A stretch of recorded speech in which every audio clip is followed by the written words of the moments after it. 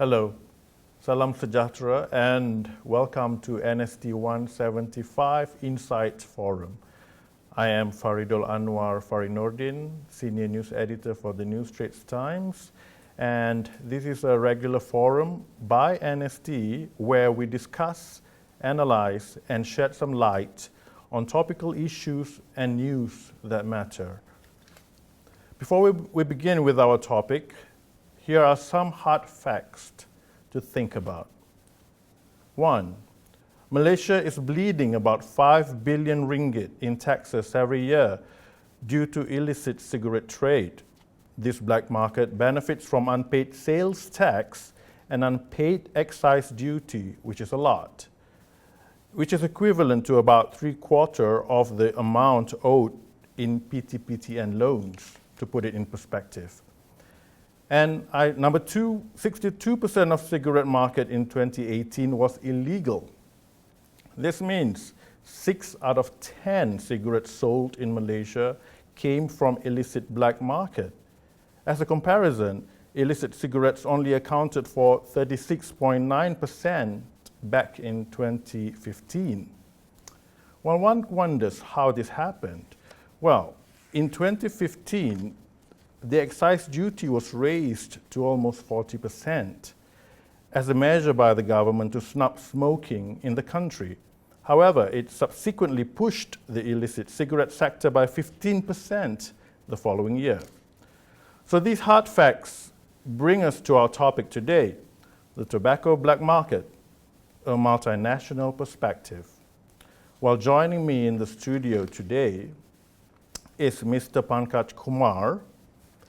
Mr. Pankaj is a well-followed newspaper columnist and commentator specializing in developments in corporate Malaysia, capital market, investments, and the economy.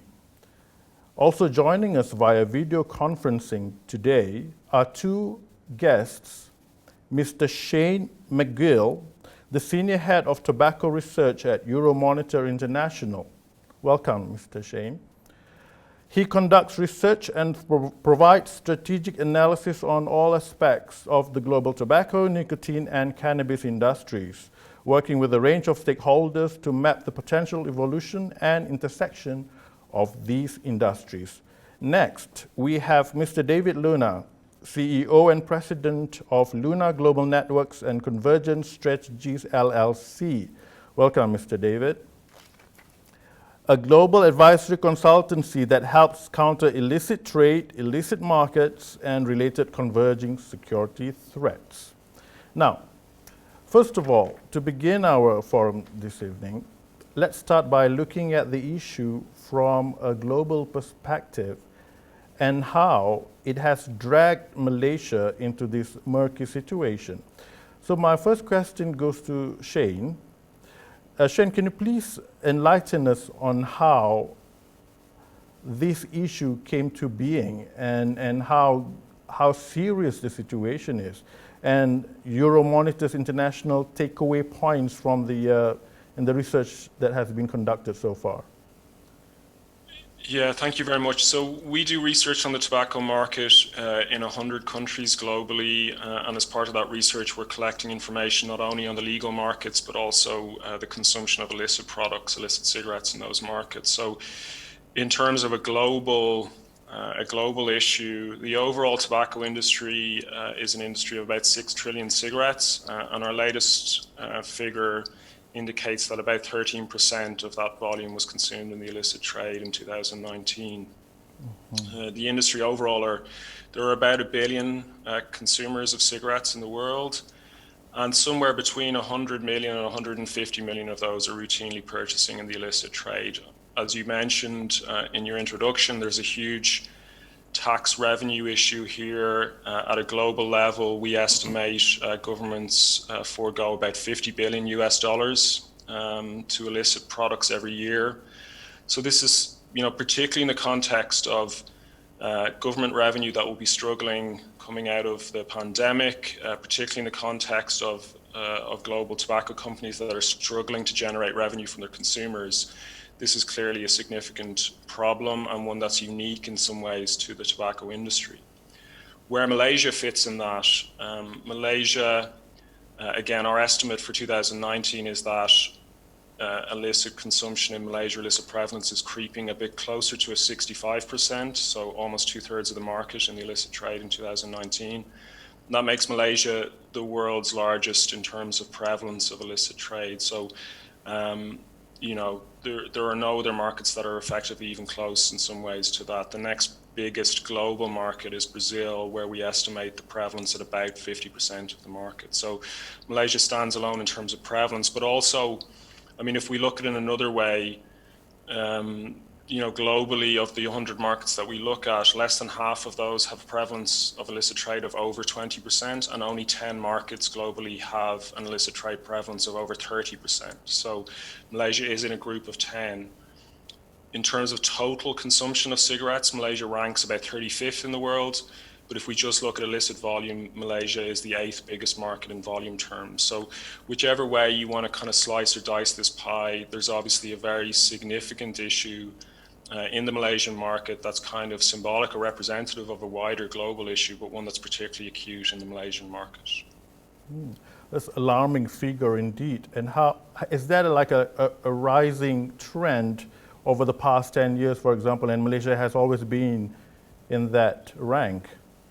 Yeah, so I mean, you know, the source or one of the drivers of illicit, and I think, you know, throughout this conversation, we should be clear to kind of emphasize that there are a number of drivers, both on the demand and supply side of illicit. There, you know, as a result, it's a multi-layered issue, and in terms of tackling the problem, there are a number of different approaches that need to be brought to bear. But, you know, one of the key drivers of illicit trade, certainly on the demand side, is price of product, and the ability to arbitrage against particularly lower priced products in neighboring markets. And I think that's an issue that's always been there with Malaysia, in the sense that the product has been higher and it's surrounded by quote unquote more affordable cigarette markets.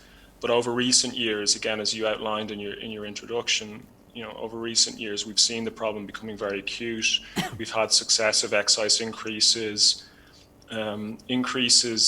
you know, above a level that the implementation and the enforcement is able to deal with effectively, where the incentives become so large on the supply and demand side of the equation. So we're in a situation now where, you know, it's really a crisis point in some ways for the Malaysian market, and you know, it will be interesting to hear where we think it can go from here, but certainly something needs to be done, I think, to address the problem, obviously, because even if the problem doesn't get worse, you can see in the global context, even retaining at the status quo is not really something that would, you know, I think would be sustained in the market anyway.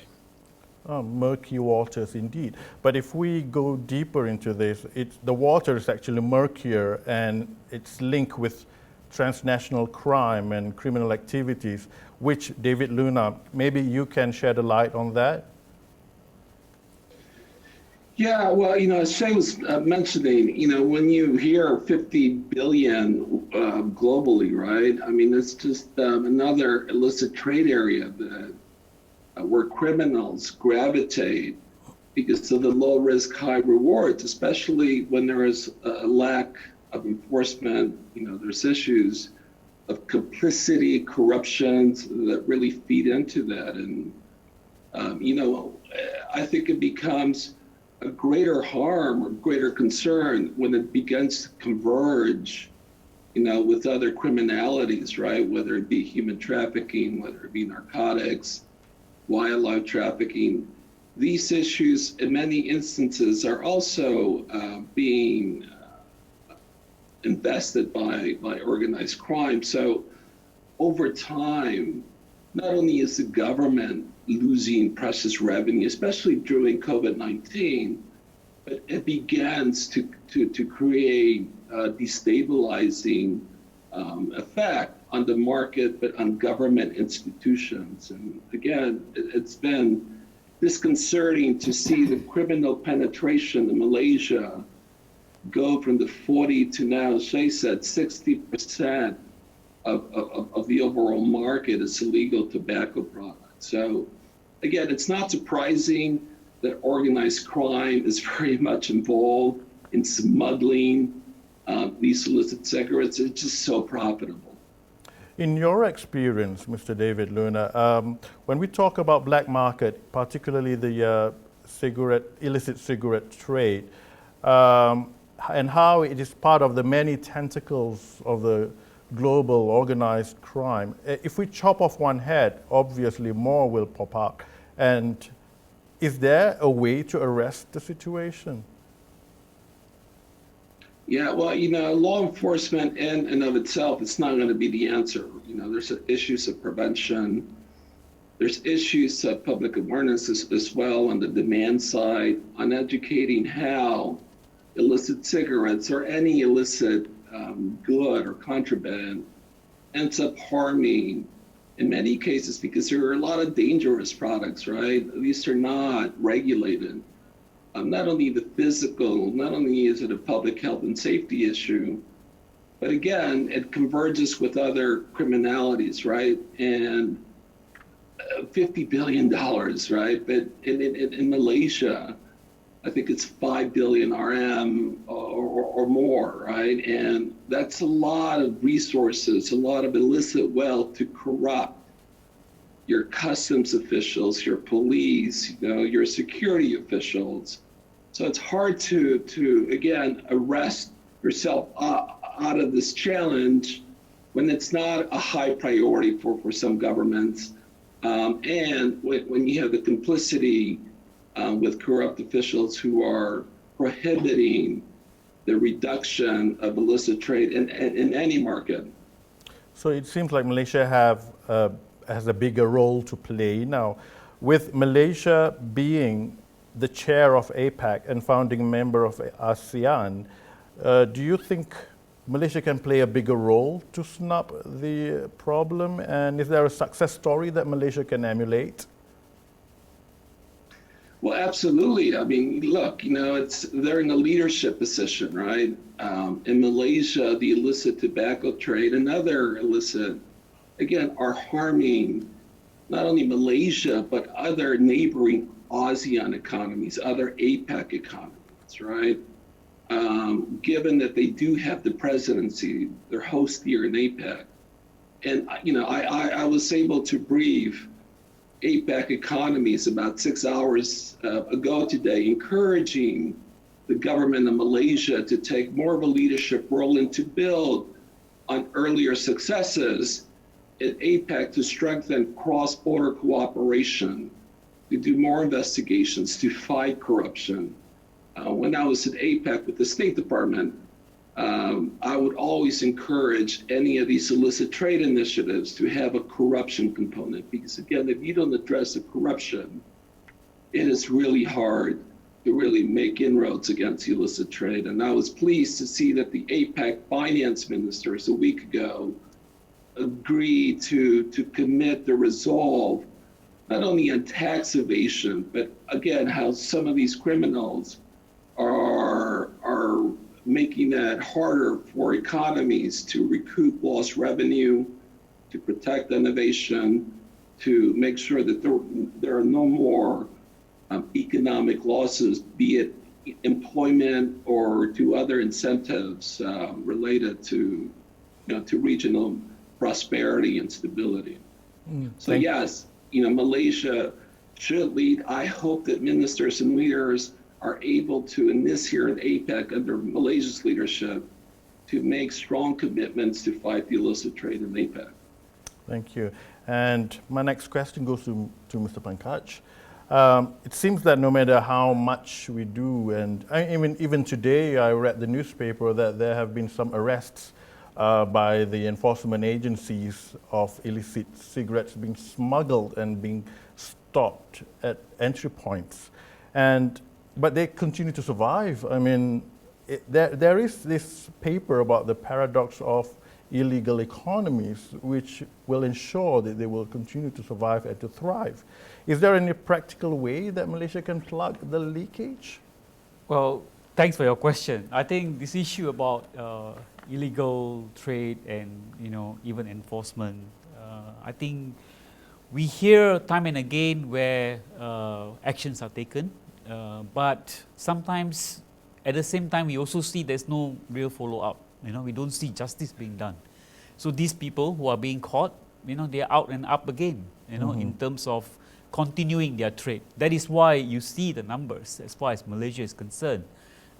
The incidence of illicit trade has gone up, from about mid 30% to 62% now. Right. Yeah, and our borders are also kind of ferocious. Yeah, allowing these trades to or goods to be smuggled in quite easily. Yeah, as you can see, Yep. and statistics have shown that Malaysia has a rather large shadow economy, if you can look at it. Yeah, Malaysia's economy, as you know, is a 1.5 trillion ringgit economy, but 20% of the economy is shadow economy. Which means that's where the illicit trade thrives, smuggling activities. And that alone is worth about 300 billion a year. How much revenue the government is losing? Right? If you take government's tax revenue as a percentage of GDP, which is about 12%, if shadow economy is already 300 billion, government itself is losing about 36 billion in terms of tax revenue alone from shadow economy. Yeah, so issue is actually really about enforcement, but also action and going the full distance in terms of ensuring these people are stopped. Right? They need to be stopped. So it is a continuous battle, and I think the government passed 2 laws in 2018, the Excise Act and the Customs Act, to Yes. ensure that the criminals pay harsher punishment for the crimes. And we have seen more cases being brought to justice, and people have now, I think they're paying a lot more for penalties. And can we see that there is some points where we are actually moving towards a direction that can see some I think change? as far as laws are concerned, we have enacted a lot of the legislation is there, yeah, in terms of enforcement and all that. And we have seen the enforcement officers able to, catch these smugglers, bring them to justice. Yeah, but still it's not enough. Why are we still seeing flow of illicit trade coming through our borders, smuggling activities still being carried out, and cigarettes still being sold in the market? The thing is, it's not only just about the smugglers, it's the whole value chain. Right? What about the shops that are selling the cigarettes? Why aren't enforcement agencies going to the shops, where these cigarettes are sold to the public, to the consumers? Why don't they go shop to shop, for example, all right, to check whether traders are selling legal or illegal products? Right. Right? So you need to have enforcement at all levels. So apart from enforcement, another school of thought is saying that excise duty played a role as well in determining the illicit trade thrives. Yeah, on that point, I must emphasize. First of all, if you look back in history in terms of where Malaysia's excise duties were, and of course they were raised rather rapidly in 2013 to 2015, and resulting in legal cigarette prices to really go up like 42% in a space of 2 years. Yeah, and the idea of raising excise duty then was actually to tackle incidents of people picking up smoking habit, to make it very expensive for people to buy cigarettes. All right? Yes. But what happened is that with a very expensive price, affordability became an issue. All right? And why I say that? Because if you look at Malaysia's income level, as you know, the smoking population is concentrated towards the lower segment of the society, yeah, including those who are earning minimum wage. All right. So, as a percentage of their monthly salary, if you take the premium cigarette, and if they were to smoke at least, let's say 20 packs a month, all right, as a percentage of their monthly salary, we are talking about 15-16%. All right, so it becomes, the gap is too high, or the amount of expenditure just for smoking purposes is rather high, yeah, compared to the income. Right. So it's a question of demand and supply. Yeah, so there is a demand, all right, because these guys, they want to smoke, but cigarette prices are high, so they look for alternative, and the alternative was available. All right, so you see that they are able to have a replacement, all right, from a higher price cigarette to a lower price cigarette. Okay. Yeah, so that's where demand for lower price cigarettes came in, you know, irrespective whether, I mean, of course they were all illegal, yeah, and they are only like perhaps 20% or 25% of the cost of the legal cigarettes. Yeah, so in that sense, consumers were able to consume the cigarettes, but at a lower price. Yeah, so it's a question of demand and supply. Yeah, so that caused the market to skew, yeah, towards the illegal market compared to the legal market. Okay, talk about supply and demand and how COVID-19 has actually played a role in somehow preventing supply from happening. In EI's experience over the last few months, from the beginning of the year, for example, have we seen a different trend because of COVID-19?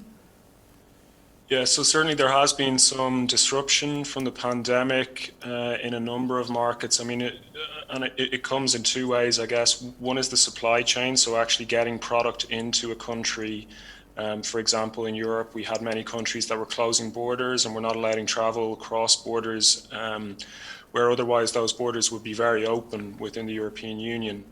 And that was stopping for a time supply of illicit product getting into markets and meant that supply was drying up on the streets. The other aspect of it as well is the way these products are sold. And in some markets, you know, I mentioned Brazil already, for example, it's street sellers, individual traders who are selling illicit product. They're often very visible in the streets, etc. When you have lockdowns that are intended to clear people from the streets, you know, that kind of distribution of illicit product can't happen, and it can push people back into the legal market. So we have seen that in the short term, but I think, you know, very, very quickly, and that's one of the notable things about the illicit trade is how quickly it adapts. And if you look at things, for example, like the way the products are transferred, you know, when you have enforcement on a certain type of transport of illicit product, you can see that very quickly. From one year to the next, illicit traders will move from, you know, whether it's bigger consignments to smaller consignments, move from air travel to train travel to individuals crossing borders, etc. And, you know, again, the intelligence we're getting from our analyst network is that very quickly the illicit trade has adapted to some of these measures and has again begun to get illicit product into these markets. And, you know, that being the case, we're now looking at a point where in many markets there's obviously going to be a recessionary issue. You know, disposable incomes will be very much stretched, and particularly amongst the lower segments of populations, lower income segments of populations who are disproportionately likely to be smokers and disproportionately likely to be consumers of illicit product. I think we're standing on the precipice in many markets of a very big increase in illicit trade over the next number of years, you know, for exactly those reasons as have been just outlined. If I can just say, in terms of tackling the illicit trade, again, in a general sense, you know, as an observer of this market rather than a practitioner. In other words, I'm not the one who has to go advise governments about how to handle this issue or other agencies. But, you know, I think there can tend to be sometimes too much focus on one particular aspect of the value chain. So it was very good to hear, for example, the idea of tackling retailers who are selling illicit product. That's something that's worked very, very successfully here in the UK, where we have a very high tax burden on cigarettes. but local authorities have very big budgets, relatively speaking, to go and tackle retailers at that local level who are selling illicit product in problem areas.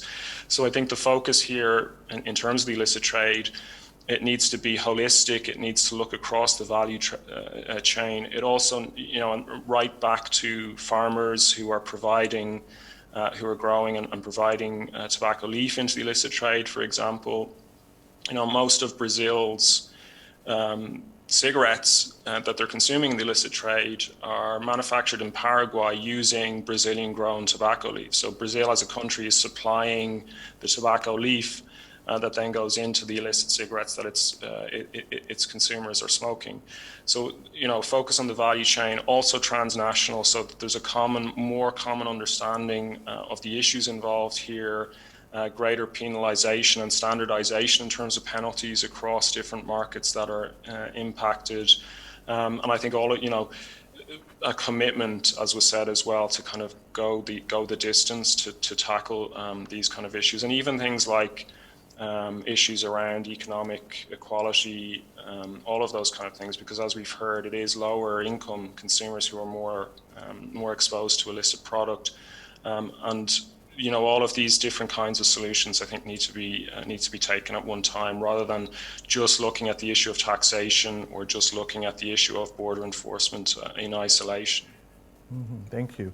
And David, maybe you can enlighten us on transboundary activities, criminal activities in this regard in the age of COVID-19. How is it looking? I hope it's a bleak future for them. Well, look, I think pre-COVID-19, the illicit trade as a whole globally was already doing a very good business. If you look at all the illicit trade areas, right, including money laundering and corruption, the World Economic Forum, the IMF have put an estimate of 8 to 15% of global GDP, right? So even if you look at the 8%, in 2018, that was 80 trillion, right? You're looking at 6 trillion, right?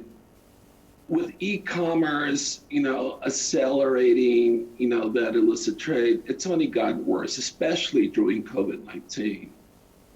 So, in some sectors like the alcohol and tobacco, and Jay was talking about the lockdowns, not only in Malaysia, but if you look at South Africa, for example, it has only increased criminality with respect to alcohol, with respect to tobacco products, where organized crime is now creating a lot of headaches for the South African government. And that's in addition to the lost revenue. We heard a little bit about Brazil and Mexico. You're beginning to also have local manufacturers producing illicit products, but where the cartels are getting more involved in that illicit activity, be it the Jalisco cartel, whether it's a Sinaloa, again, because these are very profitable areas, and they don't really care, right, whether it's selling counterfeit PPEs, personal protective equipment, whether it's fake medicines or fake or illicit, cigarettes. It's very profitable. And again, with respect to Mexico, from a cross-border dimension, it is impacting the American markets and in many instances American citizens. If you look at issues like fentanyl and fake medicines under COVID-19. So from a cross-border transnational perspective, what happens in Malaysia ends up impacting ASEAN economies as well, and more globally. I was reading some reports. The Malaysian organized criminal syndicates are now penetrating into the Australian and New Zealand market because of the price differential. Right. So again, it's something that is important, to the earlier point of law enforcement. I think Malaysia's doing a good job. I like this anti-illicit trade task force. but the sanctioning, they really got to do more and really address the issue of corruption, not only in Malaysia, but in other ASEAN and more globally, other economies. Thank you for that. I think with that, we can wrap up our forum for today. I would like to thank once again our guests for your time, Mr. Pankaj, Thank you. Mr. David, and Shane. And until next time, stay safe, look after yourself, your family, and your community. Bye-bye. Bye-bye.